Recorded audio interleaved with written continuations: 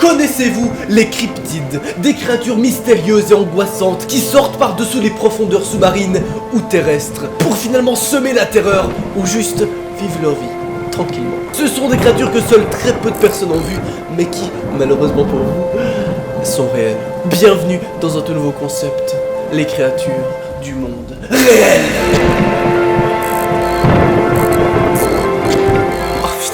Pire idée de gueuler comme ça quand t'as mal à la gorge. On commence évidemment, active la cloche, hein, parce que je fais nous quand je suis malade, donc voilà. Un peu de pitié, s'il te plaît, genre. Pire youtubeur ever. C'est une blague, évidemment. Hein. La team notification, là, je veux la voir, je veux que ça envoie, là. Le regret. Bien sûr, si t'as envie de pratiquer le dab, tu peux évidemment m'ajouter sur Snapchat et Instagram. Je te rappelle que sur Instagram, parfois, il y a des petits lives paranormaux comme ça. 10 000 likes, nouvel épisode. Je précise que nous allons commencer avec le plus chill et terminer avec les créatures les plus vénères. Et commençons tout de suite avec le diable du New Jersey. Le diable du New Jersey est un cryptide censé habiter dans les forêts du sud de New Jersey, aux États-Unis. Pour ceux qui savent pas, un cryptide est une créature un peu paranormale, un peu surnaturelle, qu'on n'a pas l'habitude de voir, tu vois, c'est le genre de truc qui est sorti de Tchernobyl et qui est en mode salut. Non mais moi je m'incruste dans le monde réel, voilà, je me fais plaisir. Hein. Non mais moi en fait je viens juste sucer le sang de tes veines en fait, je fais rien d'autre, tu vois.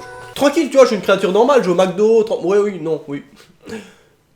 Il est généralement décrit comme une créature bipède avec des sabots, mais il existe plusieurs variations de sa description plus détaillée. La plus commune étant une créature au corps reptilien avec la tête d'une chèvre ou d'un cheval, des ailes de chauve-souris, des cornes, des petites pattes avant griffures, des sabots fendus et une queue fourchue. Oh oui, autant te dire qu'on est sur un petit mélange entre un cheval et une chauve-souris. Non, c'est pas fun, c'est vraiment pas fun comme délire, moi je suis pas... Et là évidemment tu te dis tranquille, c'est un cheval avec des sabots et des ailes de chauve-souris, c'est pas très flippant, je veux dire, il va pas te faire de mal, un cheval, c'est herbivore. Hein.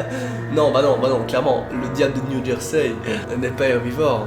C'est un bon carnivore des familles, qui va pas hésiter à te manger. Oui, parce qu'il y a déjà plusieurs attaques qui ont été référencées sur des humains. Tu sors de ta maison, tu ouvres la porte, tac. Et là, qu'est-ce que tu vois à droite? Tu vois un putain de cheval sur deux pattes, avec des griffes, et des putains d'ailes de chauve-souris qui arrivent, qui t'arrachent ta jugulaire, après tu meurs. J'aurais pas dû gueuler comme ça, j'ai très mal à la gorge. On continue, et ça... c'était seulement le plus chill. Le crabe araignée du Japon. C'est un crabe avec de longues pattes d'araignée. Étrange mélange. Le crabe araignée est de nos jours le plus grand arthéropode car il peut mesurer jusqu'à 4,50 mètres. Jusqu'à 4,50 mètres. Ce putain de truc fait 4,50 mètres. Il fait environ 2 fois ta taille. On n'est pas sur un truc fun. Heureusement, normalement, ce crabe ne s'attaque pas aux humains. Normalement. Il y a quand même déjà eu quelques accidents. Oui, parce que voilà, ça peut arriver que finalement le crabe confonde un bébé humain avec une chèvre. Du coup, il mange le bébé humain. Pardon, j'aurais pas dû dire ça. Au revoir la monétisation.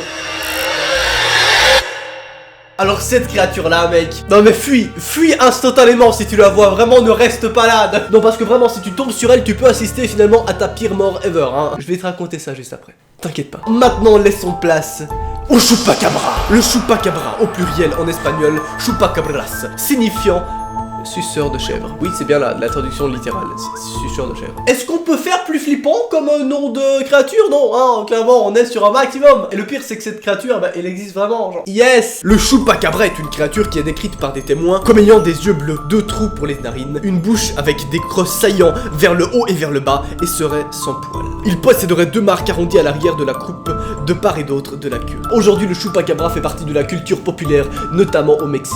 L'animal se nourrit en suçant le sang des animaux de ferme, comme les chèvres ou les vaches, et en faisant des trous parfaitement circulaires dans le cou jusqu'au cervelet, donc dans le cerveau. C'est-à-dire que le trou passe vraiment de là et il fait jusqu'au cerveau. Ok, c'est pas ouf déjà comme aura, je vais pas te mytho, mais attends de voir la suite. Cela va donc tuer l'animal et normalement ne provoquer seulement très peu de souffrance. Encore heureux, hein.